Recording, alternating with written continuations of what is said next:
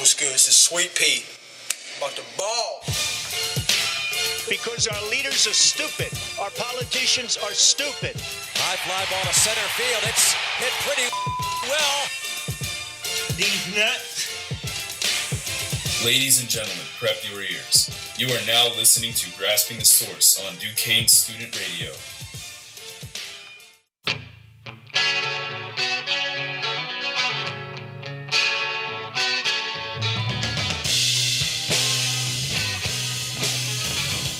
What's up, everybody? Welcome to Grasping the Source on Duquesne Student Radio. I am your host, Casey Chafin, joined by my loyal co-host, Dakota Eckenrode. How you doing, Dakota? Good. What's going on, Case? Oh, it's going on. That's all I gotta say is it's going on. I like it. That's all I gotta say.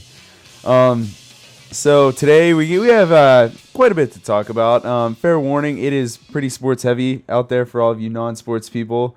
You might want to tune out because we're gonna be big jocks today and talk about sports. That's what we're all about, though. It was a pretty active week, honestly, in terms of the sporting realm. That's a fact. A lot has gone on, and a lot will go on in the next coming days coming up. So, I guess a rough outline for the show today. We'll go. We're going to talk a little Steelers right now. Talk about the Seahawks game that happened last week, and looking ahead to the Colts game, which is actually a huge game. Yeah, wow. 2 6-5 teams going at it, duking it out in the AFC. Prospects are on the fence right now for the playoffs. Yeah, we'll look at that. And the City game's coming up tomorrow. That's Duquesne's biggest and probably only.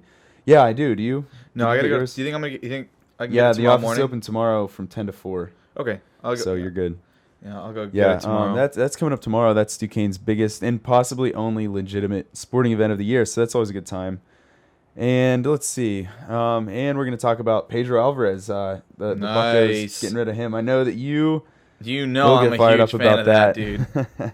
And then we'll close it out with some NBA talk, which yes, I must admit I've been more interested in the NBA this year. It seems like than I have in years past. Not that I'm quite, anywhere near your level, but I've been paying attention a little bit at least. So, dude, I'm proud of you. That's what we have on the lineup for the today. First time ever, I've had some respect for. That's what we have on the lineup today.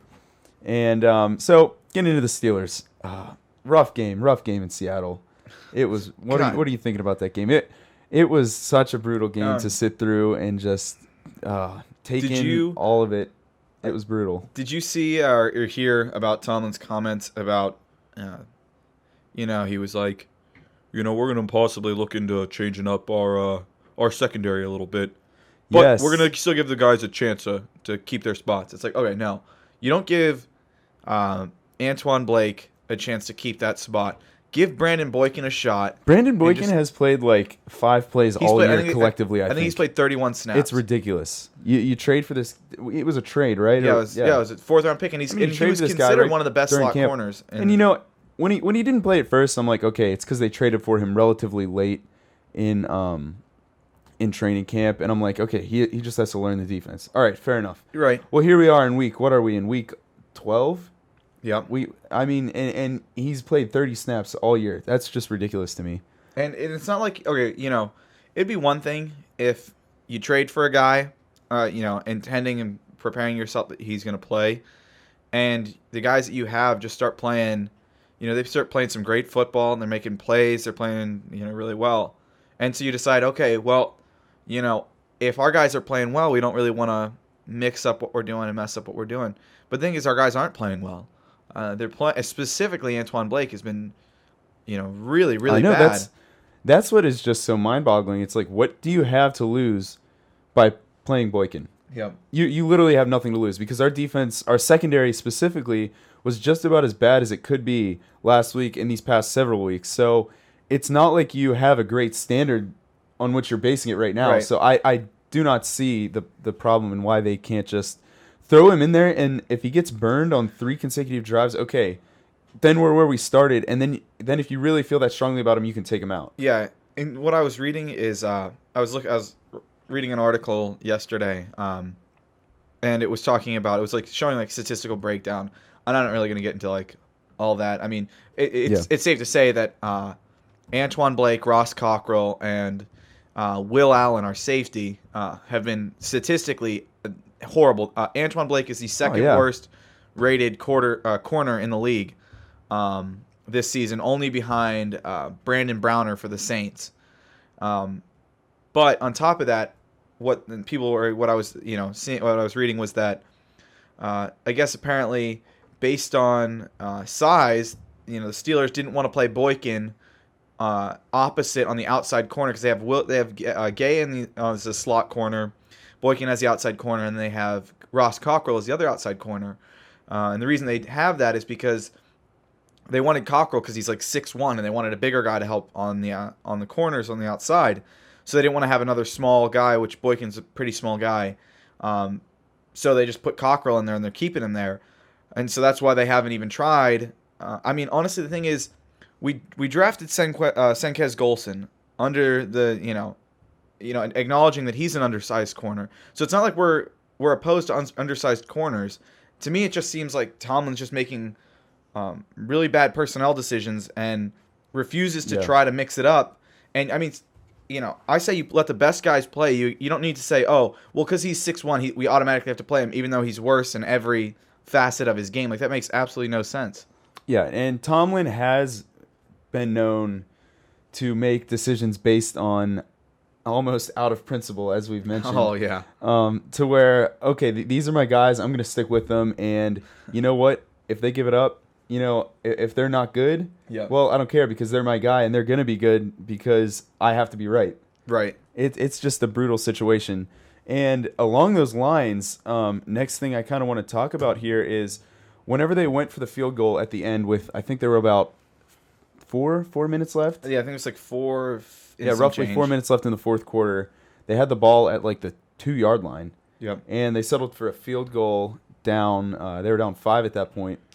What are your thoughts on that? Because I honestly think it was an awful decision. I know that we ended up losing by 9. Yeah. But let's say that we go for it, which Tomlin has, gone full throttle all year.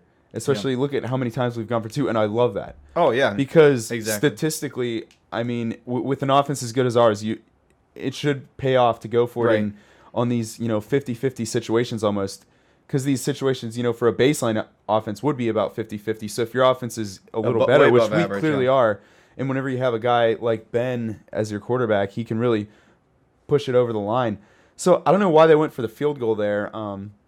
And yeah, the Seahawks scored on the next drive, but I think they might.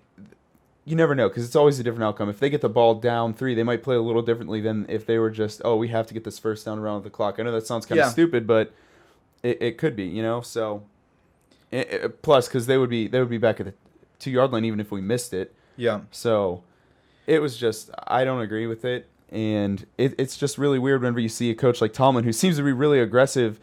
Play it really conservatively at the end there whenever it just doesn't make sense to me. And you know what I thought was funny is, I think I said it to you. Going into the half, Tomlin gave a very Tomlin-esque response when they asked him about why would you go for that fake field goal. You have this. Oh, yeah. And he's like, we're going to play aggressive. We're going to be aggressive. We're going to play from our hopes, not from our fears. Yeah, he always says, we're not going to live in our fears. Okay, then go. Then yeah, if you're not going to live in your fears, then first, why would you can't say that to justify a really stupid call and going for a fake in the first quarter. But if you're going to go full throttle and like I said, and not live in your fears like he said, why would you kick a field goal down 5 Yeah, with exactly. 3 minutes left? If you're living in your hopes and not in your fears, then you would hope that you're going to get a touchdown and that your defense would stop them even if you didn't get the touchdown. And another thing is I saw a couple people throwing this around on Twitter, and I totally agree, was, okay, so the logic there was, well, we will get the field goal and trust our defense to stop them. Yeah. Well, Tomlin has historically been in situations where when the defense isn't stopping a team, and I think he even made a comment in the post-game conference of this game. He says, we were trusting in our defense. Well, do you remember that game in Green Bay, 2009? Yeah. We kicked an onside kick with the lead